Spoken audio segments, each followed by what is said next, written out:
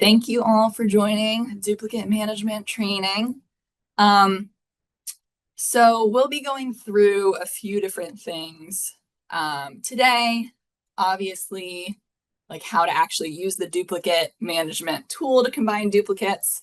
But there's a few, sometimes you'll need to do some changes outside of the duplicate management tool within SIMC.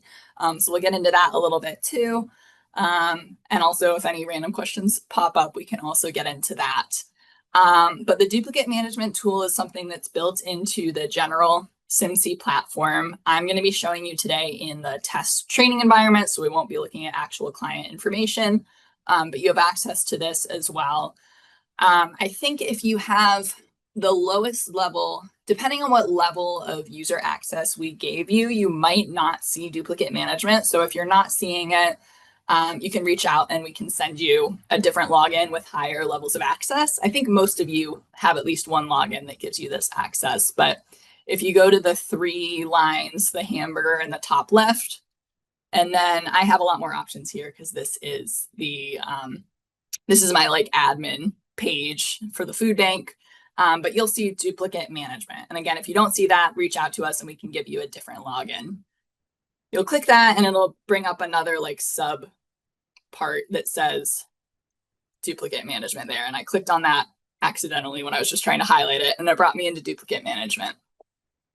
So at the food bank level, again, because right now I'm logged into the admin on the test site, I have more duplicates than you will potentially see. I can see all the duplicates across the agencies that are on SIMC, which now is like 35 or something like that. You'll only see duplicates where you've served at least one of the duplicate people. So you won't necessarily see all of these. For example, when I tried logging in right before this into the test site login that I give all of you, which is a test agency, I only saw two of these duplicates popping up. The other thing that I think some of you have pointed out is that not every, like sometimes you'll see clients pop up and you know you're seeing there's two options that are basically the same person, and they don't always pop up in this duplicate management tool. So we'll go through like how to actually try to get them to pop up, even though it's not perfect. But you know, if you don't see someone that you swear is in there twice, it doesn't mean that you're missing something. It is like probably the platform just hasn't caught them yet. So let's see, who do I want to start with? We'll start with this person named Green Apple. So you'll see they have 8 potential duplicates listed here. They tell you their name, if they've been marked as a duplicate, which doesn't really tell you that much. There's a checkbox that you might have seen when you're searching for a client that you can say mark as duplicate, which sometimes means that they get pulled into this tool sooner, but sometimes doesn't. So I wouldn't worry too much about if it says yes or no here.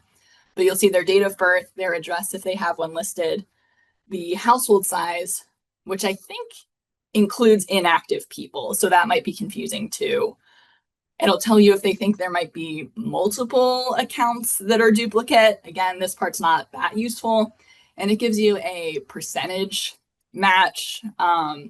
Also not super helpful. The highest I've ever seen it go is like 65 or 70%, even if like all the information is the same. But it's supposed to be, it orders it automatically in order of the duplicates they think are most likely to actually be duplicates and ones that might not be. So it goes down to 50% here for this person named Milkshake. So I'll actually start with Milkshake because we'll just start with this one at the bottom. So what you're going to do for each one, you're going to click this begin merge button. And just like you're familiar with when you're serving a client, it has probably usually these 4 steps, unless you're a pantry that's doing a non-TFAP and keeping TFAP attestation separately, in which case you only see 2 steps. But this is a 4-step process like most of you are used to.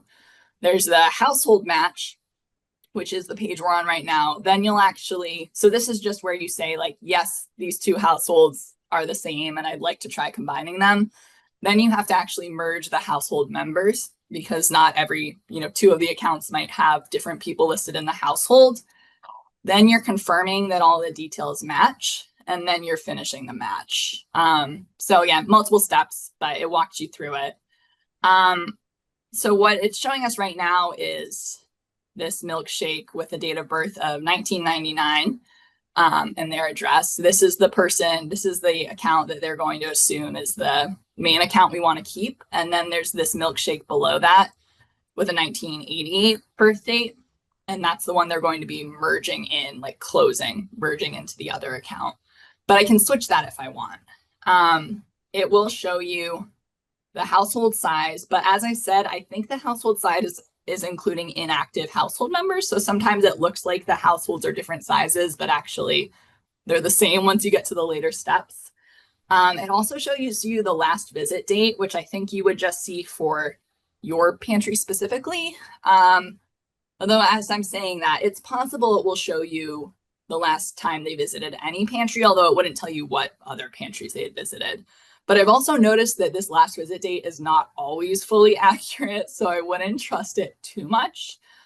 It's kind of an extra step, but I often open up another tab of SIMC, and then I just search for the person there, and then it shows me what their last dates are. So if I go shake, and I type most of this, and I probably didn't need to type this whole thing, but it's bringing up this milkshake and then this other milkshake. And if I click the plus and then go to recent visit history, although I guess it also showed me up here the last visit was September 9th, but it also just shows me if they've been other places. And then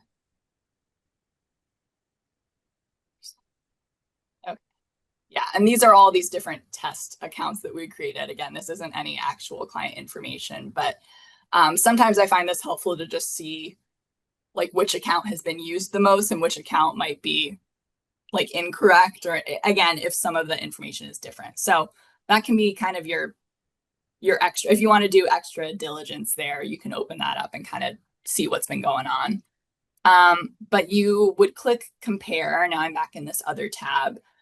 And when you click compare, that's starting the process of like, okay, we want to see if these two households match. So now it asks me if these households are the same. And as I said, it brought that top person that had the 1999 due date, not due date, date of birth and last visit date in September. That's the one they're assuming is the primary household. And then the one that they are going to merge into it is this one. If I realized at this point, no, actually, like the other one, this 10/24/2023, that looks more accurate, you can always click the flip primary and potential duplicate and it switches them. It's kind of hard to see here, but it did now move this 10/24/2023 person over. But I'll go back to what it was before. So what it's mostly asking you to do is look and like, does this in general look like the right person? And then this is the step where you would update the address if there was anything different. So in this case, the address is the same. We just picked the food bank's address. Sometimes you'll see the county show up in all caps and sometimes it's not. I don't entirely know what it's doing with that. So I can't tell you which of the two is correct, but you'll see it highlights in this, like, it turns the box like a light yellow if anything is different between the two accounts. So it's not always 100% correct on that. I have seen things look a little different sometimes and it doesn't catch it, but most of the time it's going to highlight it for you. Again, I wouldn't worry too much about if the county is in caps or not. You can ignore that. But the nice thing is that if you realize the address over here was different and you wanted that to be the address that's in the main account, you can just click on it and it copies it over into the one you're on. So you don't need to retype it. And you'll see that on some of the later steps too. In general, if you hover over any of these boxes, it'll have this like outline in kind of an orange, and that means that you can click on it and it'll copy it into the other piece. So this one's pretty easy. No address differences. It's all the same. So we'll just click next. There's also this view additional info. I honestly don't ever look at this. It's a lot of extra info that many of you aren't even collecting. And it's not really, I don't find it that helpful to determine if this is the same household or not, but it's there. But we'll click the next button and now it's asking me to match the household members. So the main household has Milkshake, who has this birth date that makes him 26. And then there's also someone named Chocolate Shake in the household, a child. And then the duplicate just has Milkshake, but they actually have a different date of birth or a different age. And the other thing to watch out for, I think a lot of you are familiar with the fact that you can put a date of birth or an age in. And if you put an age, then it defaults to January 1st, 1999. So honestly, a lot of times if it is a default age, it's possible like maybe someone just entered, they meant to enter 26 and they were on the wrong keys and they entered 37. Like it's possible this might be the same person, especially if they have the same address. If you're at all nervous and don't know if this is the right person, you don't have to combine them. You can always reach out to me. I can see if I can do some digging and see if it looks like the same person. So you do want to watch out because obviously there might be two people with the same name and different birth dates, and maybe they even do live in the same address, but like different apartments or something like that. So you know your people, obviously.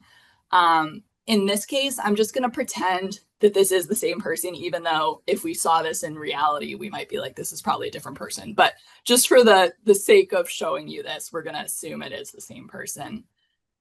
So for each person in the duplicate household, you have to select from the drop down and you have to match it to an existing person. So in this case, we're matching it to Milkshake. And now it pops up and says, yep, you've matched it to this Milkshake person. If there was someone in this household that, you know, we said, oh, it's actually, they're not listed in the other household, you can also add them to the primary household. And then it adds them at the bottom here. We'll see this more with some other households that I'll show you where they actually have multiple people that are on each side of it. But for this case, again, we're just assuming this is the right Milkshake person. And we will click next. And then this is the stage where we're confirming that the details for each of the household members are accurate. So the first thing is it shows you the status. And like I said, it will show you inactive people as well. So keep an eye out for if it says they're active or inactive. But here we've got Milkshake. Their information looks the same for their name. One of them, the main account, we have a gender and a race listed. In the duplicate one, it says don't know. So obviously I would say keep the one where they've indicated the race. And if it was correct in the duplicate one, you could just click where it says, you know, under gender, and it would copy it over into the one you want to keep. So this is an example of where I told you I thought it should highlight in yellow if the information is different between the two, but it didn't do that for gender and race. So just watch out for those two. But it's pretty good about doing it for name or date of birth. So here, let's pretend that we found out, oh, we accidentally entered 26 and actually they were 37. So you could just click 37 here and it copied it over and changed them to 1988 and 37 over here. Same thing for phone or email. You know, if their duplicate account was a different pantry that maybe you're not collecting email address and that pantry is, and so you have email address blank here, but there's an option for email address recorded over there, you probably want to copy that over just so that other pantry doesn't lose their info. Then we have this chocolate shake person. There's no info to compare to because remember, they weren't listed in that other household. So this person's active. We're just assuming this is all correct. And then we click next. And it brings us to the final page where it really just wants us to confirm that we didn't do anything we didn't mean to. So it's telling us, here's your primary household. It's the Milkshake that was served in September. It has the address, which is the same as the address in the other one, which we knew. And it has are the final people listed in that household. So we have the head of household, Milkshake, gender, race, date of birth, and that they were matched with this other Milkshake person. And then we have Chocolate Shake, and that they were in the household already, but there wasn't anyone to match them with. Then we'll click merge records. And then then we click done. And now they're not popping up in the potential duplicate records anymore. There's only 7 of them. So now if we search for Milkshake, so now you might have noticed before there was Milkshake, there was another Milkshake, and then there was this Milkshake 2, which was some other account. But now there's just this one Milkshake. When we click on the plus, there's 2 alt IDs listed. So the system does assign an alt ID number, which is kind of looks like a barcode, like some letters and then some numbers, and that's their individual identifier. it's another way you could find them if you wanted. And so when you see two alt IDs listed, that usually means it was an account that was combined because it brought over both the alt IDs. But when we go to recent visit history, now we'll see all of these, again, test sites. But before, like, we only had the 9/9/2024 was on one of them, and then all these other visits were on the other account, but now they're combined. So you're not losing any visit history when you combine the accounts, which is great.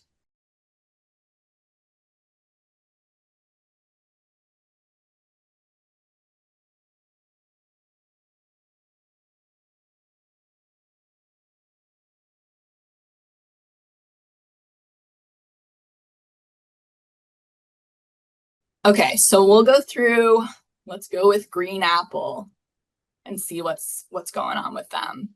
Okay. So this is an interesting one. So there's Green Apple, and they think it might be the same person as someone named Susie Apple.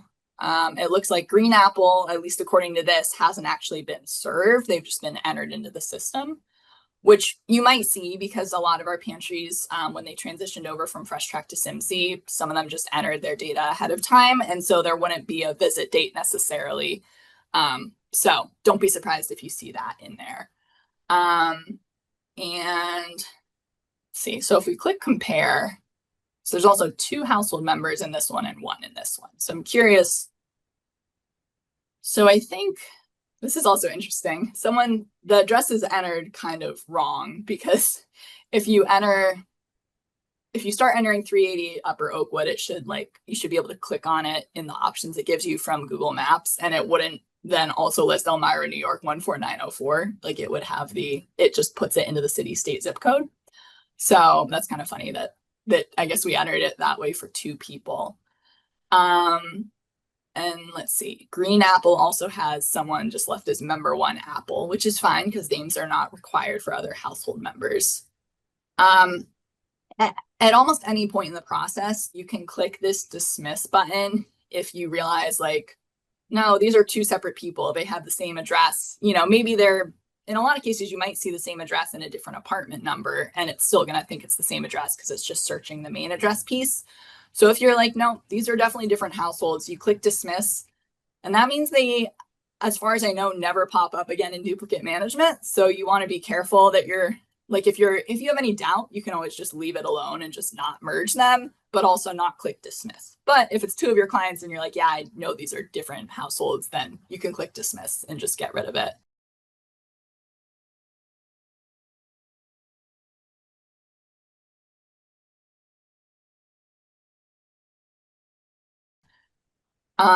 If we click next, yeah, I mean, this is one where I would be nervous to merge them because there's no gender, race, or age listed for any of them, and the names are different and the household sizes. So this is probably one where I'd say dismiss. And then it'll ask you if you're sure you want to dismiss it, and you say yes. And then I think it kind of glitches on this page because it doesn't say, like, it doesn't bring you back to the duplicate management page or anything, but if you try to click dismiss again or next, it tells you there's an error. So it did do it. You just want to click home or go back to duplicate management after you've dismissed it. So that's just something to watch out for. If we go back into duplicate management, now there's only 6 because we got rid of the one, this Apple person that we thought was not actually a duplicate. Okay, who do I want to go through now?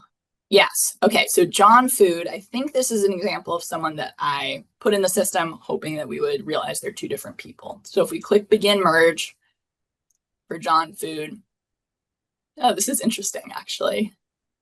I don't think these are even the 2 people that I was trying to, when I was prepping, that I was trying to get it to pull. I think it's pulling someone different, but there's someone named Test FN, Test LN that it thinks is the same person because it has the same date of birth. But as you can see, that's also probably a placeholder date of birth. So you're probably going to see a lot of people with that. The address is completely different. The household size is different. So let's just click compare just to see if there's anything we're missing. Yeah, I'd say this is unlikely that it's the same person. Yeah, so I think this is another one where we would dismiss. But I'll just leave it as it is for now, just in case I need to go back and find a duplicate to show you guys something. Okay, let's try to find someone that's actually a duplicate. I think I prepped Steven Food to be a duplicate, but let me make sure. Yes, okay. Okay, all right, so here's Steven Food. So one thing that you might see a lot of is duplicates where so they've got the same address. It says Upper Oakwood Ave, apartment 2, so it's even the same apartment, probably the same person. It looks like it has the same family size. But the date of birth is different. But as I was saying, you've got the option to do placeholder dates of birth if you're just entering age. So if I see something where like all this information is the same and one of them has a birth date and one looks like it just has an age from that year, it's probably the same person, right? So this is one where I would click compare. And it's really up to you which of the two you choose to make the primary and the actual duplicate that gets closed in, because hopefully you're moving over all the information that's more accurate, even if you're closing out the one that maybe is more accurate. Like you're supposed to be merging all the info anyway, so it doesn't matter too much. But usually I would look for one like this one's in all caps, which is sometimes a little overwhelming. So maybe I would just keep this one that looks like they entered the address, with proper capitalization. So I might keep that one. It is showing me that there's different household members here, but from a quick glance, it looks like this might be still probably the same household. So we've got like a Sam Food who's not listed over here, but there is someone that's like just listed as adult 1. So that could be Sam Food. There's Julia Food, and here there's Julia Child. So maybe we just didn't change the last name here and it just defaulted to the same last name. But this might be the same person. And similarly, there's this Amanda Food and there's an Amanda Testy. So all this like looks like it's probably the same household, but we'll see it on the next page when we click next. Okay. And something that you also might see is people might not be in the same order on the two households. So like this one starts with Steven Food and it has the HOH to show he's the head of household. But then the duplicate household over here starts with Amanda Testy, and it's like kind of going in alphabetical order, except not really, because adult 1 would come above Amanda. But like Steven Food, the head of household, is listed down here. So I don't fully know why it goes in a different order, but it's just something to watch out for. And you still need to match everyone. So Steven is our head of household. We'll match him to this other Steven Food head of household because they have the same age, or basically the same age, and I've determined it's probably we just entered an age and then we entered a date of birth in the other one. Something else to watch out for, which is a bug that I've reported, I've noticed that on this step, it always lists the race ethnicity as not applicable. It will have the gender listed, but even if you have a race listed, it's going to say not applicable. It'll show you on a later step what it actually is. So just don't worry, I guess, if you see that here. That's just what it's going to look like on this step for now until they correct it. So then we get our Sam Food, who's the person that I wasn't sure. Actually, what I would probably do is skip this person if there's not a clear match at this point, and I would look for the people with like the same name. So if I go to Julia Food, she has a birth date of 12/12/1981, and over here there's this Julia Child who has a birth date of January 1st, 1982. So again, we probably just entered age instead of date of birth there. I'm pretty sure this is the same person and we just didn't change the last name and then we didn't have the date of birth exact here. So I'd feel pretty comfortable making this person Julia Food. Amanda Food. Again, this is someone whose date of birth is January 1st, 1933. And over here we had January 1st, 1932. Probably just an example of we asked for the age and depending on where they were in the year, they were a different age. So I would match this person to Amanda. And now at this point, I've matched all the easy people. The only people left are this Sam Food, who has the birth date of January 1st, 1973, and this adult 1, Testy, who has January 1st, 1974. Since everything else matched, basically, I'd feel pretty confident that this is Sam Food.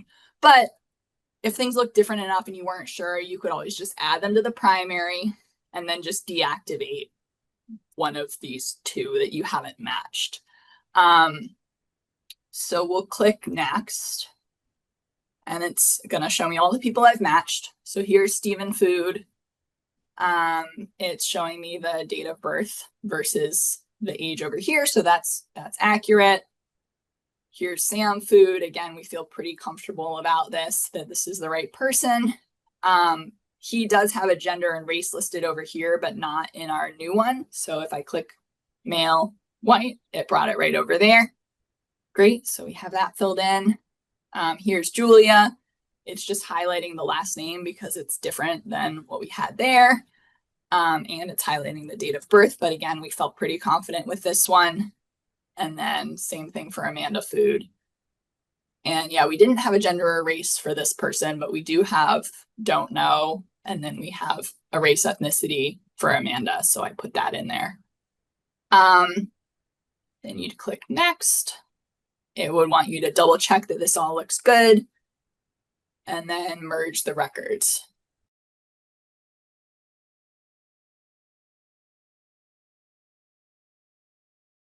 Yeah, typically if I see like people with all the same last name and then there's another household and it's the same first names but different last names, I tend to assume we forgot to change the last name in that other one. So the one with different last names is probably accurate.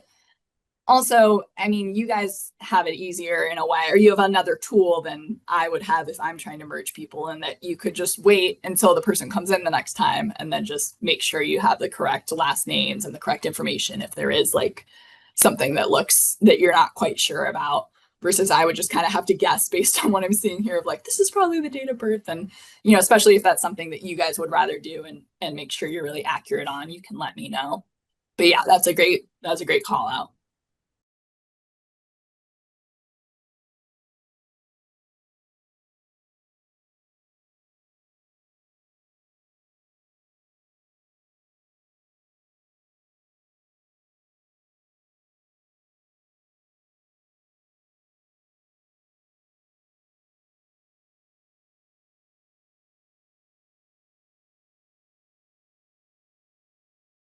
Yeah, and that actually brings up a good point. I think most of you probably saw that address is now optional in SIMC, and so I know most pantries still want to ask for address, partially because you might like have, you know, say, oh, we're only going to serve people in this school district or this town or something. I know some folks have that. So they're like, we need to know. And sometimes it's like, well, it is easier to tell like who's in separate households if there's addresses listed. But that's something to also, one, like keep in mind of if your pantry is like, we don't need to know where people, like we just want to know they live in Ithaca or something like that. I can give you a paper form that doesn't even have address listed on there and just has zip code. That's an option. But also just something to be aware of if you are still collecting addresses. You might see people in there too that your person might be in there, but without an address, they might just have a zip code. And similarly, someone from that pantry maybe, you know, might have added them as a new household because they didn't want the address in there or something like that. So there might be some quirks we need to work through with that because that's new as of the last few months. And also right now, duplicate management doesn't let you combine accounts unless at least one of them has a street address. So that's something they're working on. I only seen one pop up so far that's like caught as a duplicate that neither has an address. But that's just something else to watch for is it is a little harder if there's not a street address to do the duplicate combining, but also if it makes someone feel more comfortable and you feel like you don't need that address, that's also an option, but just something I wanted to flag.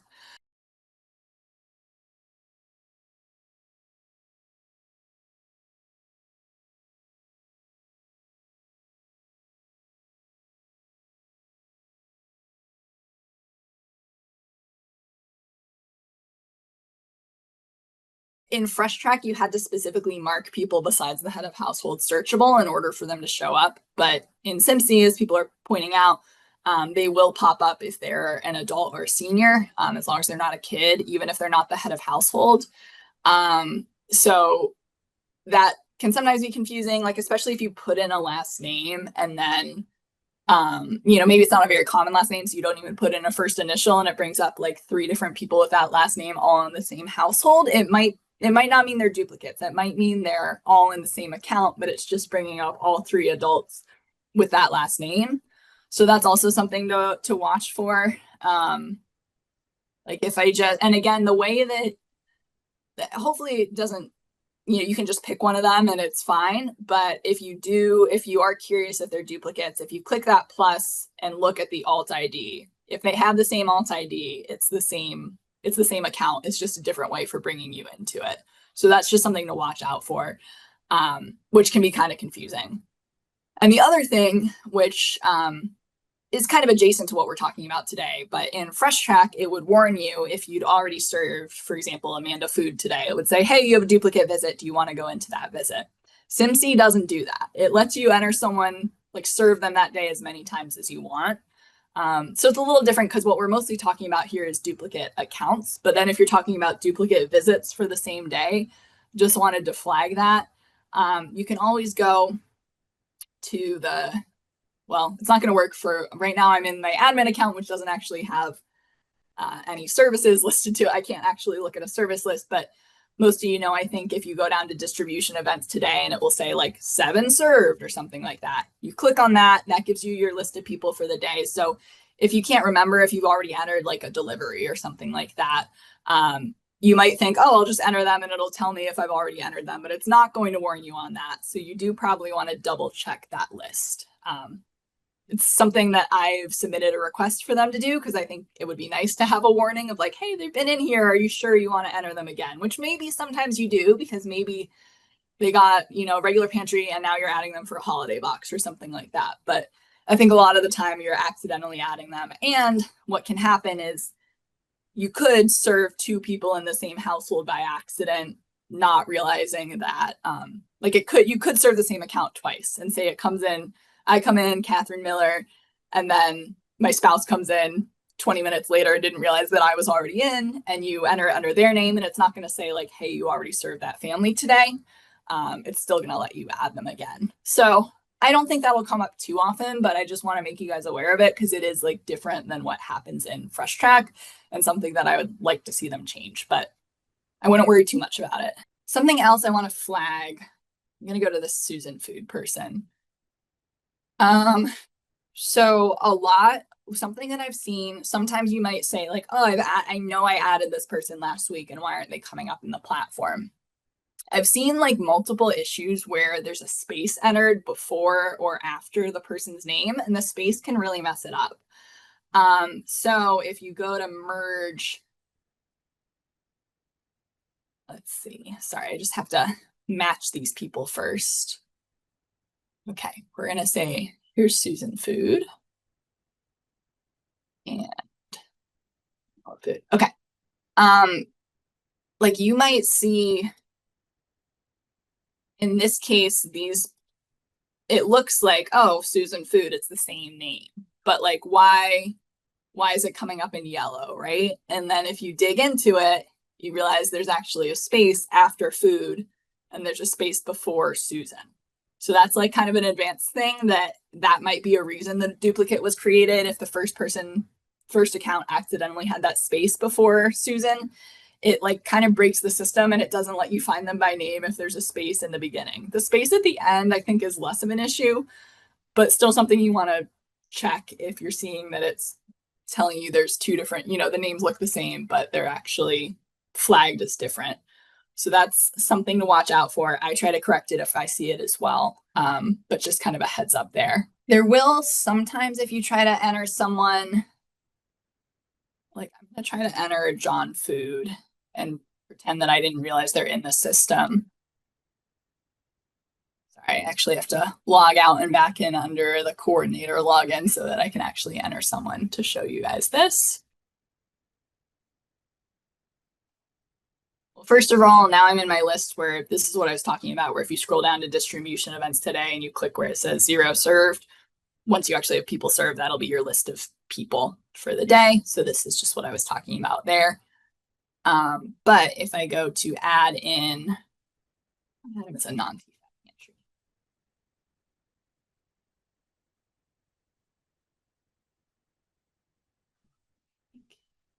It's 0101.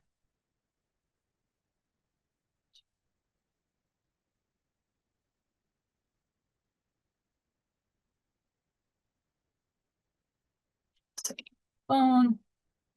So it is popping up and telling me, hey, like your information looks very similar to this person. Do you want to use that household? So it will tell you this at this step, but I think honestly, if I entered Johnny Food and the date of birth was 1977 instead, and or there was no address, like any of those things, I think if it doesn't match exactly, it might not pull it up for you. So it's not always going to work, but it should act as like a last catch if you're entering everything right and you just didn't find them before. If there is someone that this something that's interesting is if you accidentally click on, like when you're entering in an address here and maybe you click on Syracuse by accident instead of the correct one, they're not going to pop up in the search because we have it set to only search for zip codes that are like in our service area or that you all serve a lot. So unless we've added this one in for you, John Food might not be coming up, but then like next time you go to add him as a new family, it might pop up and say, look, like this is the same as this other person's information. So that could be a reason. If there's someone, if you swear you search for them and then they're not coming up, but they come up as an option later and say, like, is this the same household? You could reach out to me and I can do some digging about why they might not be popping up in the search. That's something to be aware of.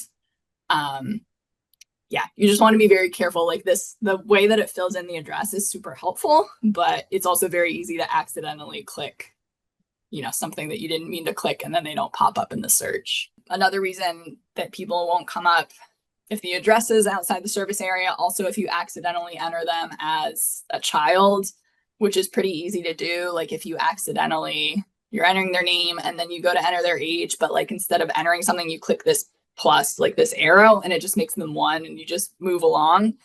Then they're not going to pop up because it says they're a child and it's not going to search for children. So those are just things like, yeah, there's a lot of reasons that someone might not pop up in the system. And again, if that happens and you create a new account, hopefully we catch it and we can merge them back in. But you can also reach out if there's someone that you're like, I swear they're in here and I don't know why they're not popping up.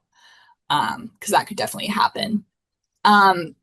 The other thing I just wanted to say is there is an option to do a data export, which my team does periodically. And the nice thing about the data export is we can sort it by like name, and it'll bring up accounts that maybe like every little piece of information is slightly off so that the duplicate management tool isn't catching it. But like it's definitely the same person. Again, like maybe their date of birth is off by 1 and like someone just made a typo and they also put a space in their name by accident. And they also, the address changed or something. So we also try to catch those periodically. And so that's just something else to be aware of, I guess, is that it's not like the end all be all if the duplicate management tool doesn't catch it. Like hopefully we will catch things that are, just something that the tool is missing, and we can kind of change some information on the back end so it pops up. But even if you do that, like if you have 2 accounts, you're like, oh, these are definitely the same. Let me just change the date of like the age to a date of birth so it knows it's the same person. It takes several days to pop up in that duplicate management tool. So don't be surprised if you know there's a duplicate in there, but it takes like a week or so to pop up. That's something they're working on. But that's just something I've noticed. So just something to be aware of.